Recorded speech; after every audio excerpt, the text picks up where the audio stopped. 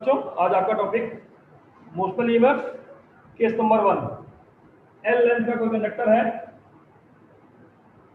और इस तरह ये रेक्टेंगुलर फ्रेम पे है और ये v वेलोसिटी से आगे जा रहा है। Uniform magnetic field b inside the plane of paper. अब जितने भी फ्री इलेक्ट्रॉन्स होंगे इसमें, वो भी पूरा कंडक्टर ही मूव कर रहा है तो वो भी आगे मूव कर रहे होंगे। ऑब्वियस सी बात है कि पॉजिटिव चार्ज पीछे मूव कर रहा है, इलेक्ट्रॉन्स आगे। फ्री इलेक्ट्रॉन्स की हम बात क्यों कर रहे हैं? क्योंकि फोर्स उसी पे लगना है, रिजल्ट उसी से आना है। बाकी आयंस और चीजें फिक्स होंगी अपने स्थान पे। तो इलेक्ट्रॉन्स आगे जा रहा है मतलब करंट पीछे आ रहा है, फोर्स इधर लग रहा है, मैग्नेटिक फील्ड आगे। अब देख रहे हैं इलेक्ट्रॉन इधर, तो फोर्स इधर हो गया, मैग्नेटिक फील्ड अंदर, इलेक्ट्रॉन इधर, तो फोर्स इधर लग रहा है नीचे। तो मैग्नेटिक फील्ड एफएम नीचे लगेगा और इस तरह से जितने फ्री इलेक्ट्रॉन होंगे इस इंड पी पर आगे इकट्ठे हो जाएंगे और इंड क्यू जो है वहां इलेक्ट्रॉनों की कमी हो जाएगी। कुल मिला के इस पी इंड को पॉजिटिव चार्ज और इसको हम आप निगेटिव, सॉरी यहाँ इलेक्ट्रॉन इकट्ठे होंगे तो ये आपका निगेटिव चार्ज और ये आपका इलेक्ट्रॉनों की कमी हो गई, पॉजिटिव चार्ज की तरह ट्रीट करने लगे कुछ देर बाद। और जैसे जैसे ये कंडक्टर मूव करेगा तो पी इंड आपका इलेक्ट्रॉनों के इकट्ठा होने के नाते से नेगेटिव चार्ज और उसके अपोजिट इंड जो है वो पॉजिटिव चार्ज होगा। यहाँ ईएमएफ डेवलप हो जाएगा, यही तो मोशनल ईएमएफ होगा। और अगर ये ईएमएफ जो डेवलप हुआ उसको हम कैपिटल वी से दिखाएं, अभी तक तो ईएमएफ को हम ई से दिखाते थे, अब कैपिटल वी से क्यों दिखा रहे हैं? क्योंकि इलेक्ट्रॉन को हमने यहाँ ई से दिखा रखा है। मेरी बात समझ में आ रही है? तो कैपिटल वी डेवलप हो रहा है तो पॉजिटिव ऊपर निगेटिव नीचे, इलेक्ट्रिक फील्ड पॉजिटिव से निगेटिव की तरफ। तो निगेटिव चार्ज पर जो फोर्स लगेगा वो फील्ड के अपोजिट, फील्ड क्यू से पी की तरफ, तो फोर्स पी से क्यू की तरफ, इलेक्ट्रिक फोर्स ऊपर लगेगा एफ ई। तो आप समझ सकते हैं यहां पर अब दो तरह के फोर्स हो गए, एक कंडक्टर के मोशन के नाते से इलेक्ट्रॉन पर मैग्नेटिक फोर्स नीचे की तरफ, दूसरा जब ईएमएफ डेवलप हो जाएगा तो इलेक्ट्रिक फील्ड के अपोजिट इलेक्ट्रॉन पर ऊपर की तरफ फोर्स लगेगा। लेट अ कंडक्टर, सुनते जाएंगे तो लिखेंगे, let a conductor PQ of length L moving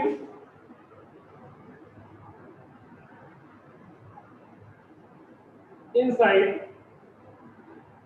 an uniform magnetic field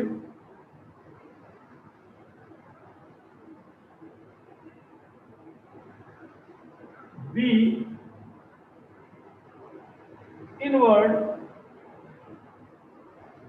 to the plane of paper as shown in figure.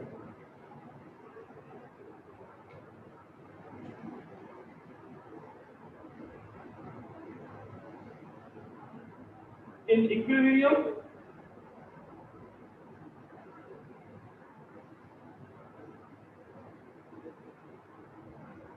the forces act on free electrons Fe is equal to Fm। Fe कितना होगा? तो E into ई, small ई क्या है? Charge of electron, Q into E, electron है तो E into ई। और magnetic force कितना होता है? तो EVB साइन 90 डिग्री। क्यों 90? क्योंकि मैग्नेटिक फील्ड और वेलोसिटी दोनों परपेंडिकुलर है। चार्ज ऑफ इलेक्ट्रॉन घट ही गया। इलेक्ट्रिक फील्ड को आप पोटेंशियल डिफरेंस अपॉन लेंथ लिख सकते हैं, डेल्टा वी बाई डेल्टा। और पढ़े हैं पोटेंशियल ग्रेडियंट बराबर होता है, यहाँ पोटेंशियल डिफरेंस अगर वी जनरेट है इस समय, इसको मोशनल ईएमएफ कहते हैं। तो वी बाई एल हो गया स्मॉल वी बी। ध्यान देंगे यहाँ कैपिटल वी से पोटेंशियल डिफरेंस है ईएमएफ और स्मॉल वी से वेलोसिटी ऑफ इलेक्ट्रॉन या वेलोसिटी ऑफ कंडक्टर, ध्यान रखेंगे। इसलिए v की वैल्यू आ गई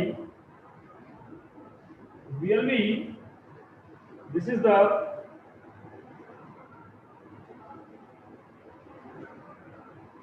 expression for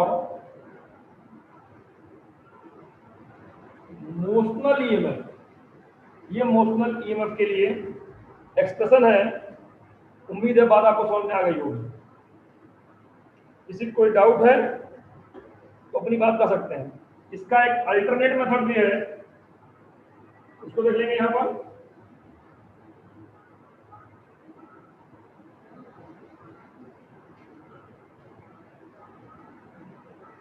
by Faraday's law,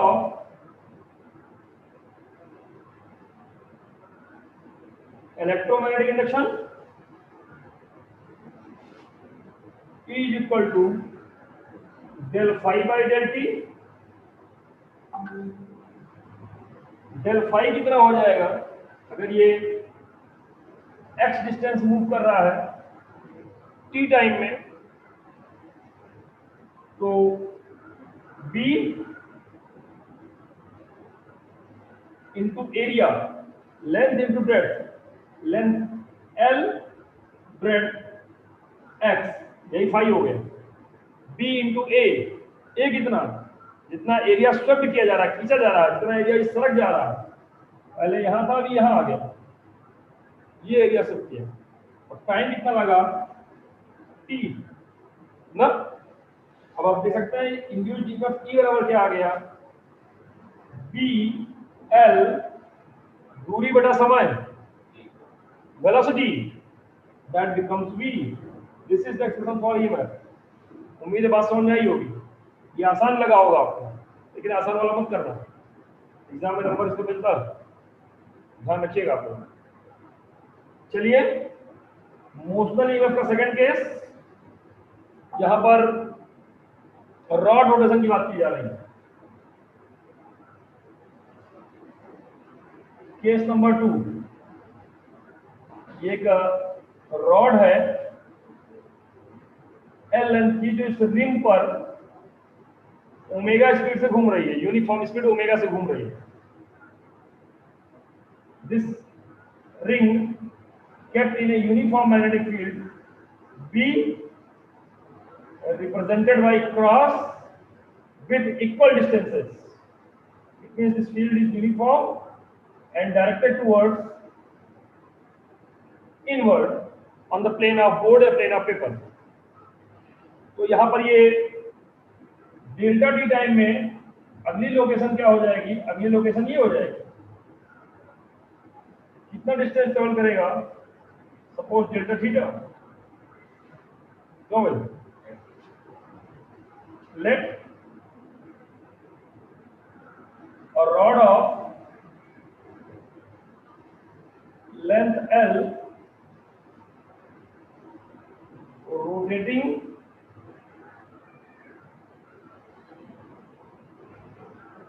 in an uniform magnetic field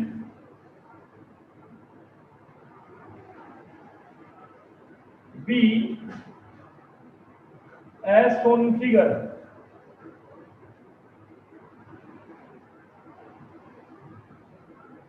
By Faraday's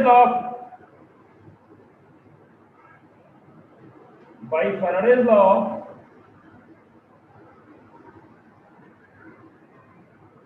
electromagnetic induction E is equal to del phi by del t, del phi by del t, और यहां पर जो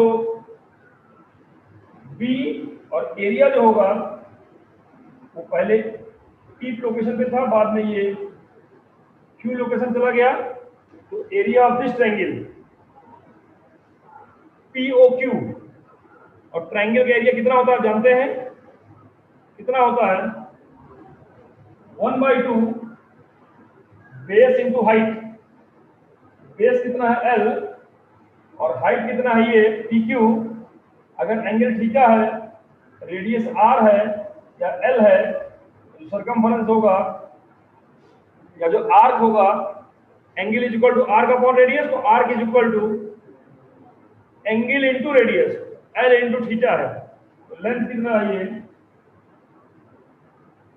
L into theta upon delta T. उम्मीद है बात समझ में आ रही होगी आप। तो E is equal to half B L square delta theta by delta T. ये delta theta by delta T that is omega half B L square omega. That is the formula for motional EMF in the case where a rod rotates on a rim, then the EMF produced between the center and rim, that is E, represented as formula half B L square omega. इसी पर कुछ सवाल आप देख चुके हैं, आगे भी आपको हम न्यूमेरिकल्स भेज चुके हैं। मोशनल EMF पर कई सारे सवाल आपको मिलेंगे। जो सवाल मैंने आपको भेजे हैं आपकी बुक में दिए गए हैं, उम्मीद है आपको ध्यान होगा। मोशनल EMF पर आपको जो सवाल भेजे गए हैं वो करीब ABC बुक के हिसाब से 16 to 24 करीब 7 या 8 न्यूमेरिकल्स हैं, बल्कि ज़्यादा। लगाइएगा, जहाँ दिक्कत आएगी बताइएगा। आपके पास जो भी बुक हो क्वेश्चन लगाइए और इस डेरिवेशन का प्रॉपर्ली अभ्यास करिए। जो समस्या रहेगी बिल्कुल कमेंट करिए।